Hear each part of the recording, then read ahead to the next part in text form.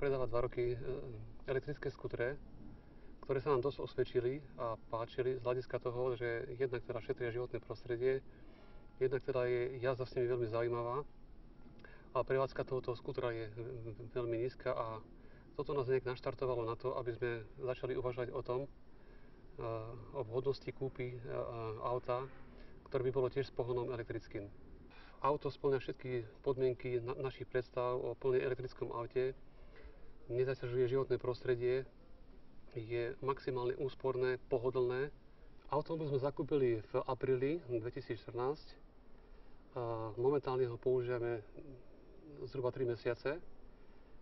Auto má najazdených 7500 km, čo hovorí asi samé za seba. Nabíjanie tohto automobilu je veľmi jednoduché, nakoľko k tomuto autu máte možnosť pripojiť si ho na obyčajnú zástrčku na 220 V, a to dokonca už od 6 A, čo je pomaly zástrčka na holenie sa a podobne, takže nie je to žiadny problém. Zvyknúť si na nabíjanie aut alebo na nabíjacie stanice je vlastne samozrejme skúsenosť, ktorú človek si musí prežiť alebo musí vlastne absolvovať.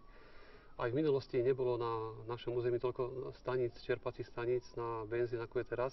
A tiež sme museli kalkulovať, dostať sa z bodu A do bodu B. Nakoľko automobil má prehľadný displej o dojazde a dá sa to naučiť alebo odhadnúť dojazd tohoto automobilu, nestalo sa mi ešte ani raz, že by som s autom niekde ostal visieť alebo že by som musel vyhľadať nejakú pomoc alebo dokonca volať na asistenčnú službu do firmy Nissan, ktorá je síce príjemná, bezplatná, takže auto odtiahnu a mám vlastne po probléme. Toto sme využiť nemuseli, nakoľko sieť nabíjacích staníc je pomerne hustá a jednoducho nabitie auta je za 15-20 minút možné na hociakej rýchlo ako nabíjacej stanici. Dojazd tohoto automobilu máme odskúšaný a v praxi vychádzam z toho, že automobil má dojazd zhruba od 140 do 160 km. Využívam skôr nabíjanie vo firme alebo doma. Pokiaľ sa s autom už presúvame cez okresy jednotlivé, tak samozrejme, že využívame skôr nabíjanie na rýchlo nabíjacích staniciach, ktoré sú zatiaľ, myslím, že do marca roku 2015 úplne zdarma. Z hľadiska priestorovosti automobilu Nissan Leaf si trúfam povedať, že auto ďaleko presiahlo moje očakávanie v praxi, nakoľko na obrázkoch toto auto vyzerá omnoho menšie a útlejšie, ale v praxi je to naozaj skutočne veľké auto.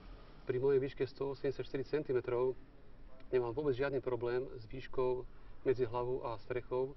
Auto môžete používať v 2 módoch, jednak mód Eco. Je to mód, pri ktorom to auto sa správa trošku ekonomickejší ako pri bežnom móde.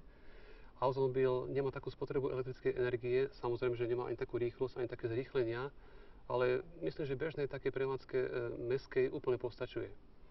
Ako náhle auto prepnete, a to aj počas jazdy, jednoduchým joystickom do prevádzky normál, auto vás prekvapí svojou výbušnosťou a zrýchlením, kde naozaj môžete konkurovať aj silným motorom o vyššom obsahe, napríklad okolo 3000, a viete sa s tým autom normálne zviesť na tej istej úrovni, čo asi málo kto čaká. Stáva sa mi často pri jazde na tomto aute, mimo obec, keď spomalím, že sa niekto natlačí na to automobil a asi sleduje elektrické auto, no to bude taká hračka, idem to obehnúť. A keď potrebujem ja obehnúť, tak obehnem určite skôr ako on, takže táto radosť je pomerne veľká, takéto hranie sa s tými benzínovými autami je taká trošku, by som povedal, že zábava pri tomto aute.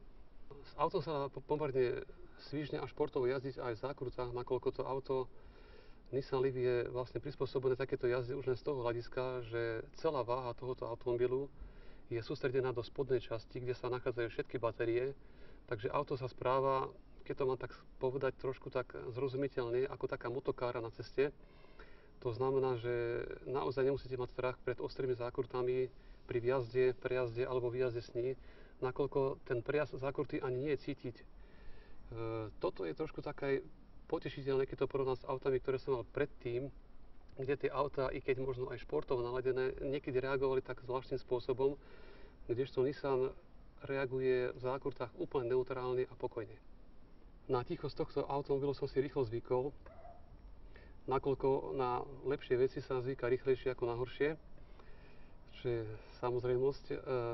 Auto je naozaj absolútne tiché vo vnútri. To znamená, že pri samotnej jazde alebo pri počúvaní hudby v aute, okrem tej hudby vlastne nevnímate nič. Maximálny zvuk, ktorý možno pociťujete pri nejakej rýchlejšej jazde, je vlastne valenie kolies, ale je to takmer až nepodstatný zvuk, nakoľko si myslím, že Nissan je dobre odhlučnený, či od spodu, či z bokov. Takže s automobilom sa dá ísť naozaj veľmi komfortne a pohodlne.